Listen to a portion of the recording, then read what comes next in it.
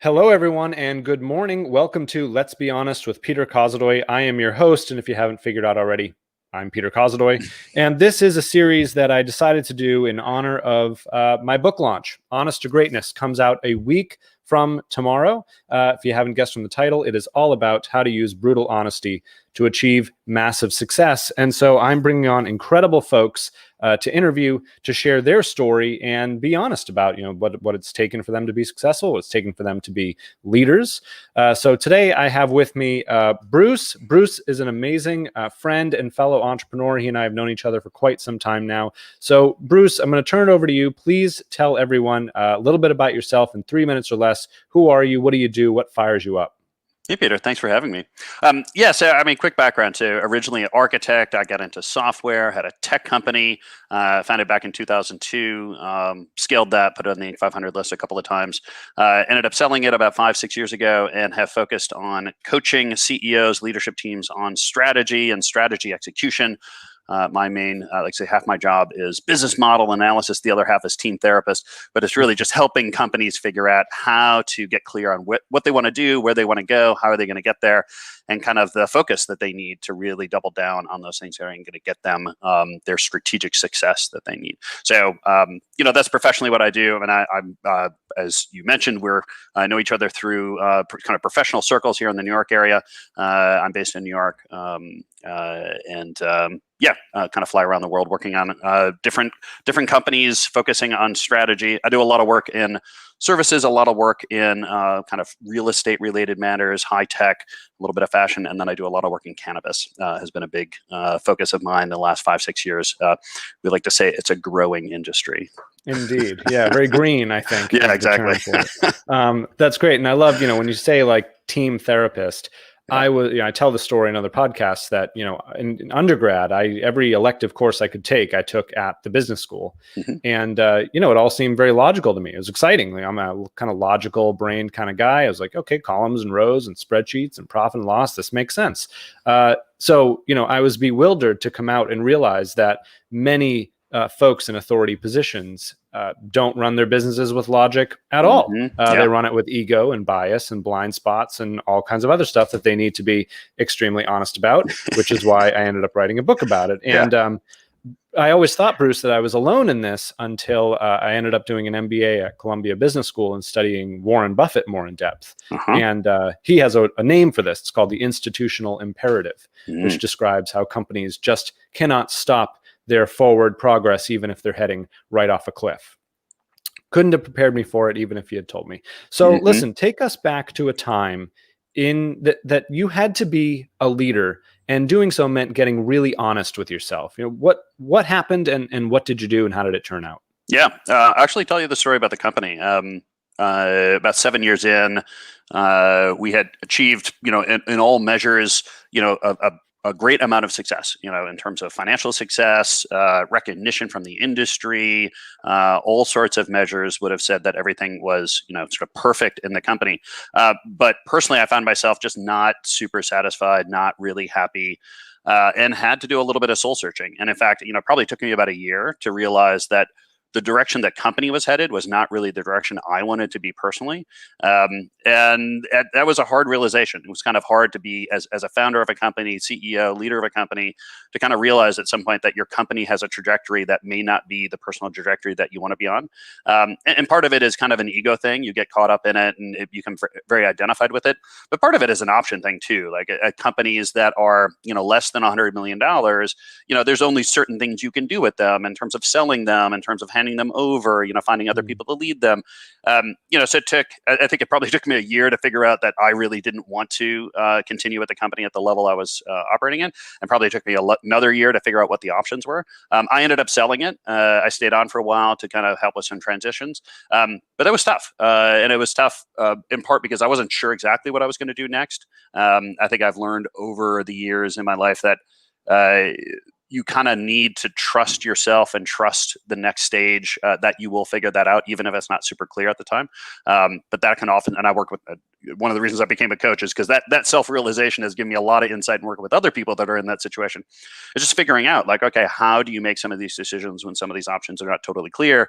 But if you really ask yourself, if you really get honest with where you are and where you want to go and what's really lighting you up, sometimes you need to make some hard decisions, and sometimes the decisions are not super clear at the time, but you need to do it anyway. Mm-hmm. I liken it to, when I'm coaching entrepreneurs, if you want to drive from New York to Los Angeles, you have an idea of the route, but you have no idea what's 2 miles ahead. You can only see 50 yards ahead of you, at any given time. And that's all you have. Rest of it, perhaps a little faith. So take us to one of your biggest wins that you are most proud of, and then perhaps one of your biggest losses and or regrets. Yeah. I think the biggest win that we had was putting this company on the Inc. 500 list. And it was a win, not necessarily because, we mapped out 5 years and, we executed every quarter, but I think we made some decisions. We were kind of true to really what we wanted to do. And the reward was almost kind of a side benefit of just making some hard decisions earlier in the process, earlier in terms of which clients we were going to take on, what clients we weren't going to take on.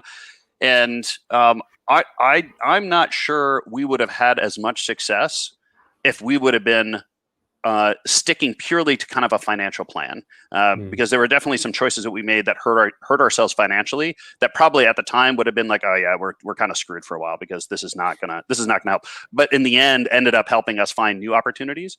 So I think the Inc. 500 list was probably from a professional point of view, one of the biggest kind of rewards. But like I said, it was more of an outcome of making good decisions than something we put a pin on the wall and said, okay, in 3 years we want to be 241st fastest growing company in America. So I think that was a real kind of lesson for me. In terms of regrets, honestly, I think my biggest regret is not making the decision about leaving the company sooner than I did, or making it sooner than I did. That I probably knew a year sooner than I actually kind of came to the realization that it probably was the time for me to figure out next steps and figure out a different plan for the company.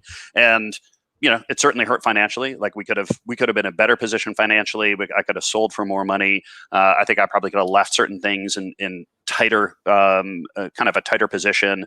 And it took me about a year to kind of figure that out. So I would say, just making that decision sooner, coming to that realization sooner, making that decision sooner. And that's actually something I've tried to carry forward from that experience. So for the last couple of years, it certainly I've been much better at taking a moment and really figuring, okay, what do I really want here? What does real alignment for me look like?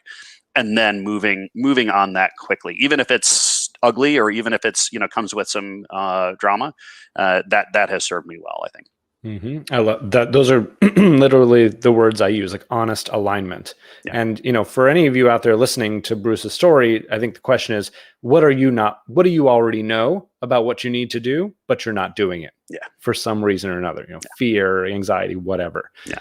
Those are the life-changing moments. If we can only just, be honest about them. I even tried to do it every day, even in my coaching work. I actually had an email this morning from a CEO. It was a mastermind group that I ran. That I run. 5 of them is about 50 CEOs from around the world, and I made a comment in a session about 2 weeks ago where they were talking about things, and I'm like, I just don't buy it, right? Like I understand your argument, I understand kind of all the data, but something doesn't make sense, and I got to be honest with you, like there's something else there. I don't know what it is. I'm not sure you know what it is, but I got to call it. And he's like, okay, I get it. And I got an email from him somebody saying, look, we need to talk because you're totally right. There's something there. I don't know what it is. I'm not sure what it is either, but just acknowledging that and putting it on the table, taking that risk and putting it on the table is I find one of the biggest things I do as a coach. Yep. That's step one. Well, we can't, what's the multi-step program to recovery? Step one, admit you have a problem. Right? Exactly. That's Hi, my name is Bruce. Yeah, exactly. Yeah. That's a different show. But so Bruce, tell everyone where they can find more of you and your work. Yeah. So best place is just Bruce. Email address, bruce@eckfeldt.com. The website is eckfeldt.com. That has all of my articles, all the content I do, the podcasts that I run. Spell that for us, Bruce. Yeah. ECKFELDT.com. Yeah, happy to reach out to folks. Send me an email. I'll be happy to chat. Awesome. Well, any leader that comes on this show to a live stream audience and gives their email, maybe send them an email. That's fantastic. Thank you for that resource. Yeah. We are a week and a day out, folks, from Honest to Greatness hitting stores. If you have not picked up your copy, please head to Amazon. And if you want to be a leader, if you want to personally develop yourself into the next phase of your life, it's a leadership book. It's not an ethics book. It's a how do I achieve results in business and life book. HonestToGreatness.com if you want to take the free 21-question honesty quiz, which will tell you your honesty profile, if you are brave enough to know how honest you are. Bruce, thank you so much for joining. Thank you, Peter. I appreciate it. And until next time, I'm Peter Kozodoy. Thanks for being honest.